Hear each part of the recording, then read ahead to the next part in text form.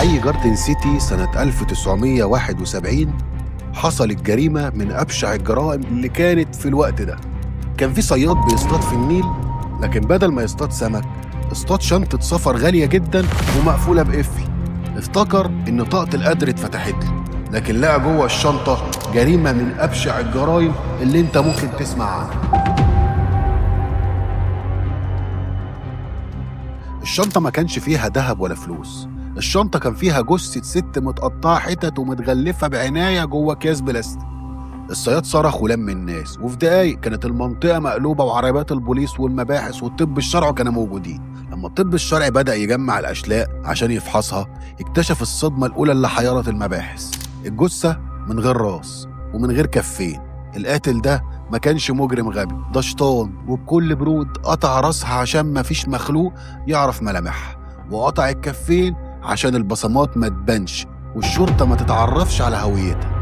لكن الطب الشرعي لمع خيط مهم جدا، عرف ان التقطيعة دي ما تمتش بعنف ولا بغشومية، ده تم بآلات جراحية حادة وبإيدين متمكنة قوية جدا. يعني اللي عمل العملة دي يا إما جزار محترف يا إما دكتور شاطر في التشريح.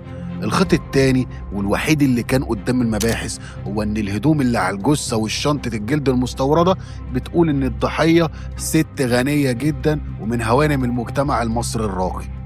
الأيام بتعدي والشرطة بتلف حوالين نفسها، والجريمة كاملة الأركان، والقاتل كأنه فص ملح وداب.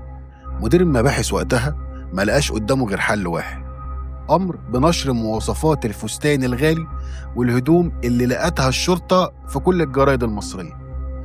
بعد 5 أيام من النشر جرس التليفون رن في مديرية أمن القاهرة بصوت راجل بسيط بيترعش وبيقول له الفستان اللي منشور صورته في الجرمان ده أنا عارفه حتة حتة، الفستان ده بتاع زبونة عندي اسمها عنايات هانم. الراجل ده طلع مكواجي من حي الزمالك وقال إن عنايات دي سيدة مجتمع معروفة، وجوزها راجل أعمال ودبلوماسي تقيل اسمه توفيق، وإنهم مختفيين بقالهم أسبوع وما جاتش تاخد هدومها. قوات المباحث طارت على شقة الزمالك، سألوا البواب والجيران، قالوا له فعلا عنايات هانم مش باينة بقالها كذا يوم، وجوزها توفيق بنشوفه نازل وطالع لوحده وشكله قلقان ومش على بعضه. الشرطة كبست على الشقة وقبضت على توفيق. رجال المعمل الجنائي دخلوا الحمام ورش المواد الكيميائية اللي بتكشف الدم المستخبي، وفجأة ظهرت بقعة دم مغرقة البانيو وممسوحة بسرعة. هنا الكل قال بس القضية اتقفلت، الزوج هو اللي ذبح مراته بسبب خلافات عائلية أو غيره. لكن لما الزوج دخل أوضة التحقيقات انهار وعيط بحرقة وقال كلام شالب القضية كلها.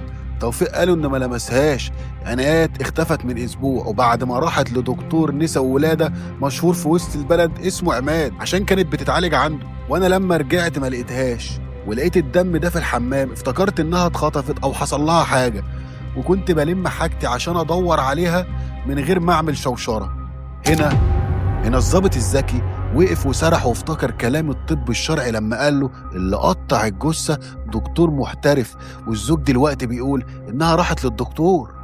في ثواني قوة من المباحث طلعت على عيادة الدكتور في وسط البلد. السكرتيرة أول ما شافتهم ارتبكت ووشها جاب 100 لون وحاولت تقول لهم إن هو مش موجود، بس الضباط زقوا الباب ودخلوا. الدكتور كان قاعد على مكتب فخم ولابس البلطو الأبيض وفي منتهى الثبات والبرود كأنه معلم كبير. الضابط بدأ يسأله والدكتور بينكر بكل ثقة، عنايات هانم أيوة جات لي العيادة من أسبوع، كشفت ومشيت ومعرفش راحت فين بعد كده. بس الضابط الذكي حس إن البرود ده وراه مصيبة، أمر العساكر يفتشوا المكان شبر شبر. دخلوا غرفة العمليات الصغيرة وفتحوا التلاجة حفظ الأدوية والعينات الطبية، وهنا واحد من العساكر صرخ صرخة رعب هزت العيادة كلها.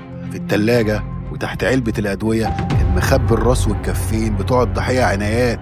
الدكتور ما كانش لسه لحق يتخلص منهم وكان مستني اللحظة المناسبة. قدام راس القتيلة اللي طلعت من التلاجة الدكتور الكبير ظهره انحنى وضاعت هيبته وانهار تماما واعترف بالسر الأسود. قال إن هو كان على علاقة سرية بعنايات، وفي اليوم ده حصل بينهم خناقة حامية جدا جوه العيادة. عنايات هددته إنها هتفضحه قدام مراته وعيلته وتدمر اسمه ومستقبله لو ما اتطلقتش واتجوزها. الدكتور فقد أعصابه وجاب آلة حديدية طبية وضربها على دماغها فماتت في الحال. وعشان يحمي نفسه قفل العيادة بالليل واستغل مشرطه وذكائه الطبي وقطع جثتها وحط أطرافها في الشنطة ورماها في النيل، واحتفظ براسها والإيدين في التلاجة عشان يتخلص منها بعدين. بس ربنا أراد إن كيد الشيطان يتدمر وعدالته تكون أسرع من أي خطة. المحكمة وقتها هزت الرأي العام وأصدرت حكم بالإعدام شنقا على الدكتور القاتل، لتنتهي قصة لغز شنطة جاردن سيتي، الجريمة اللي عرفت مصر كلها إن الحقيقة دايما أغرب وأبشع من الخيال. تفتكر لو المكواجي البسيط ده ما خدش باله من صورة الفستان في الجورنال، هل كانت الجريمة دي هتفضل لغز ومقيد ضد مجهول لحد النهاردة؟ مستني رأيكم في الكومنتات، اوعى تنسى تعمل لايك. سلام.